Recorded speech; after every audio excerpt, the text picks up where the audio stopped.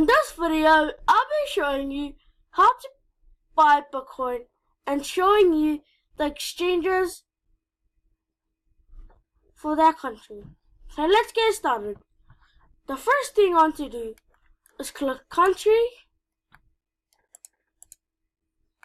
Then you could pick whatever country you like.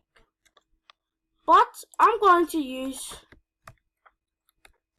Togo. On that Togo, you should see payment method. Click payment method and look for credit card. We found one Bitcoin exchanges and Togo that accepts credit card. And they are CoinMama.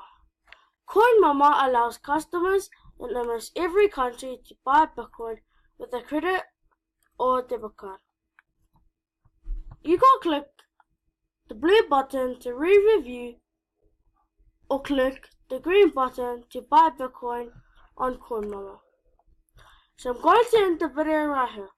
For more information, you could go down to the description to view the blog, or you could visit the website We Use Coins.